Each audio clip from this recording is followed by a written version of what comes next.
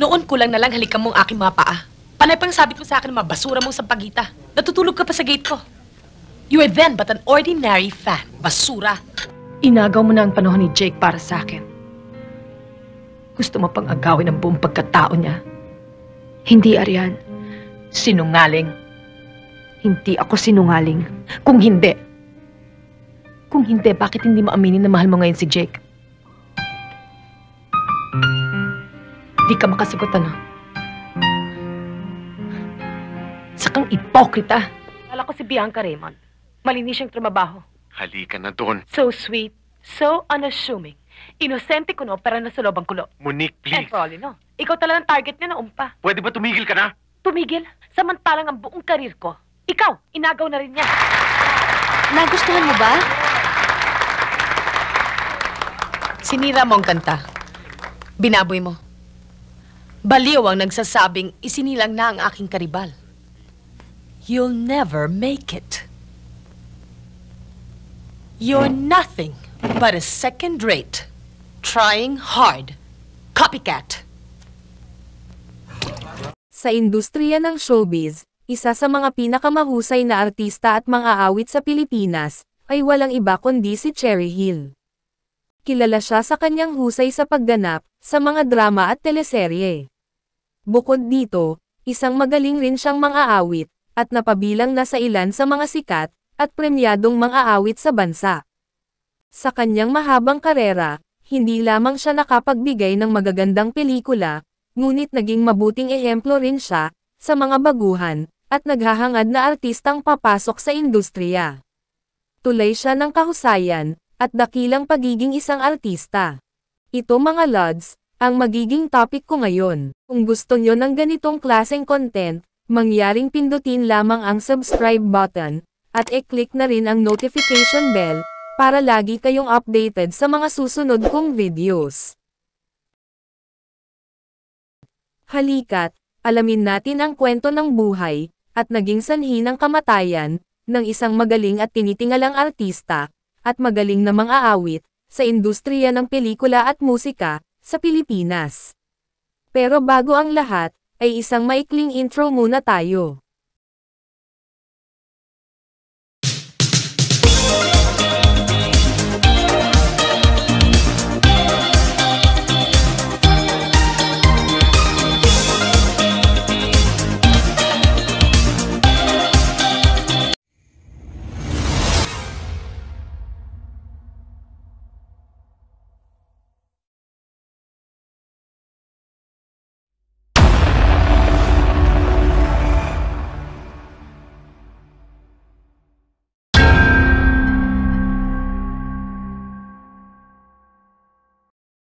Si Evangeline Rose Hill Eigenman, na mas kilala sa kanyang screen name bilang Cherry Hill, ay isang sikat at veteranang Filipino actress, na ang kanyang karera ay umabot sa halos 50 taon, sa industriya ng pelikula. Siya ay binansigang, La Primera Contravida, o The Prime Villain, dahil sa kanyang kahusayan sa pag-arte, na kung saan, patok na patok siya sa kanyang mga antagonist roles sa pelikula, telebisyon at kahit nasa entablado. Siya ay ipinanganak, noong June 21, 1963, sa Metro Manila. Siya ay nagmula, sa angkan ng mga artista. Ang kanyang mga magulang, ay sina Eddie Mesa, at Rosemary Hill, na parehong kilalang personalidad, sa industriya ng showbiz sa Pilipinas. Siya ay may 3 kapatid, at ito ay sina Michael De Mesa, Mark Hill, at half-sister na si Elaine Eigenman, na pareho ring naging kilala at sikat na personalidad sa showbiz. Siya ay ikinasal kay Ronnie Rogoff, isang Israeli violinist. Ang mag-asawa ay may isang anak na babae, at isang anak na lalaki. Subalit, natapos ang kanilang relasyon, at nagpas siyang maghiwalay, noong 2008, matapos ang 20 taong pagsasama. Si Cherry Hill, ay nagkaroon din ng isa pang anak na lalaki, ang panganay niya, mula sa dating relasyon nila ng aktor na si Leo Martinez. Ang 2 anak ni Cherry kay Rogoff, ay nasa ilalim ng pangangalaga ng kanilang ama sa Israel, habang ang panganay na anak ni Hill ay nananatili sa kanya sa Pilipinas. Ang 3 bata, ay nanahan sa Estados Unidos, kalaunan. Nagkasundo di umano sina Cherry at dating asawang si Rogoff, na magsamang muli, noong 2021. Dahil marahil sa impluwensya bilang magagaling na artista ng kanyang mga magulang, si Cherry Hill ay maaga ring namulat at natutong umarte. Sa murang edad na 9 na taong gulang lamang, ay ipinakita ni Cherry ang kanyang interes sa pag-arte. Siya ay maagang nagkaroon ng pagkakataon, na maging bahagi ng mga pelikula at telebisyon, noong kanyang kabataan pa lamang. Sa kanyang talento, ipinakita niya ang kanyang husay, kung saan, ito ang naging susi, sa pagtagumpay ng kanyang mga proyekto. At dahil sa kanyang kahusayan sa pag-arte, ay hindi katakatakang, siya ay namayag pagbilang isang artista, at kilalanin bilang isa sa mga pinakamahusay na aktres, sa industriya ng showbiz sa Pilipinas. Noong kanyang kabataan, ay kadalasang ginagampanan papel ni Cherry Hill, ay bilang isang anak, classmate, o barkada ng kapwa niya batang artista sa mga pelikula. Gayunpaman, binigyan siya ng lead star status, sa pelikulang, Bubot na Bayabas, noong 1978, kung saan, ay nakapareha niya ang isa pang baguhan na si Ronald Bregandol, anak ni Rita Gomez at Rick Rodrigo. Subalit, si Cherry Hill, ay mas nakilala sa kanyang pagganap bilang Lavinia Arguelles, sa pelikulang, Bituing Walang Ningning, noong 1985, kung saan, binigkas niya ang iconic line na, "You're nothing but a second-rate, trying hard copycat." Kay Dorina Pineda, ang karakter na ginampanan naman ni Sharon Cuneta. Ilan pa sa mga sikat na pelikulang kanyang ginawa, ay ang mga sumusunod. Manila, By Night, noong 1980, kasama sina Gina Alahar, at Charito Solis. Bubot na Bayabas, noong 1980, kasama sina Rita Gomez, Celia Rodriguez, ang kanyang inang si Rosemary Hill, at Ronald Bigandol. Oro Plata Mata, noong 1982, kasama si Joel Torre. Ito Ba ang Ating Mga Anak, noong 1982, kasama sina Lloyd Sammartino, William Martinez, Albert Martinez, at Joel Alano.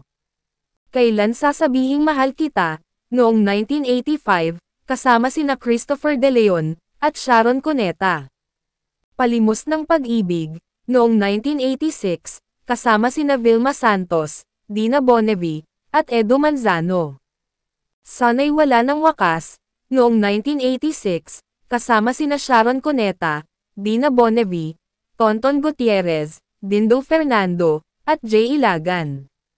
Saan Nagtatago ang Pag-ibig, noong 1987, kasama sina Vilma Santos, Susan Gonzales, Tonton Gutierrez, at Ricky Davao. Huwag Mong Itanong Kung Bakit, noong 1988, kasama sina Dina Bonnevie, Edo Manzano, at Ricky Davao. Kahit Wala Ka Na, noong 1989, kasama sina Sharon Cuneta, at Richard Gomez. Immortal, noong 1989, kasama sina Vilma Santos, Christopher De Leon, Jacqueline Jose, Ricky Davao, at Jelly De Belen. Ngayon at Kailanman, noong 1992, kasama sina Sharon Cuneta, Richard Gomez, at kapatid niyang si Mark Hill. Darna, Ang Pagbabalik, noong 1994, kasama sina Anjanette Abayari, at Edo Manzano. At, Sugatang Puso, noong 2000, kasama sina Lorna Tolentino, at Christopher De Leon. Lingid sa kaalaman ng karamihan, si Cherry Hill, ay isa ring magaling na mang-aawit. Ilan sa mga magaganda, at madamdaming awiting kanyang ginawa, ay ang mga sumusunod. Sing Me Your Song Again, Daddy, na nilikha ni Jose Mari Chan, at inirecord naman, noong 1989. Sing me a song again, Daddy. At, Boy I Love You, na ini-release noong 1989.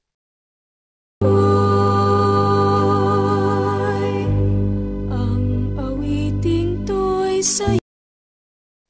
Subalit, sa likod ng tagumpay na ito, mayroong mga personal na hamon na kinakaharap si Cherry.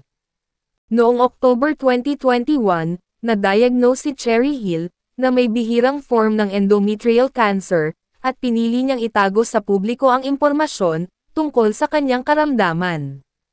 Siya ay nagpagamot sa mga bihasang doctors ng Memorial Sloan Kettering Cancer Center sa New York. Subalit, dahil marahil sa lubha ng kanyang karamdaman, at iba pang mga komplikasyong dulot nito, ang kanyang katawan ay tuluyan ng bumigay. Si Cherry Hill ay namatay noong August 5, 2022, sa edad na 59 na taong gulang.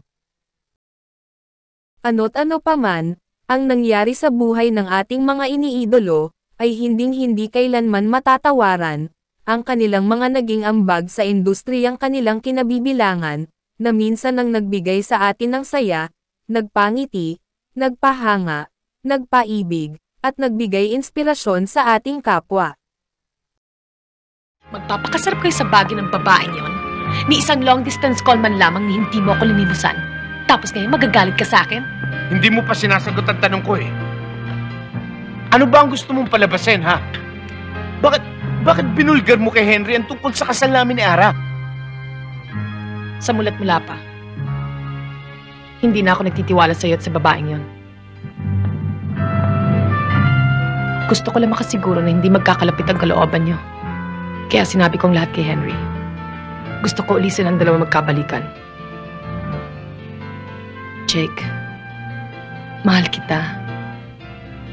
At hindi ko yata matatagalan ng 2 taong paghihintay. Hindi ako nakakatiyak sa magiging damdamin mo. Alam ko magbabago ka. At alam ko na mas malamang na manlamig ka sa akin at mapalapit ka kay Ara.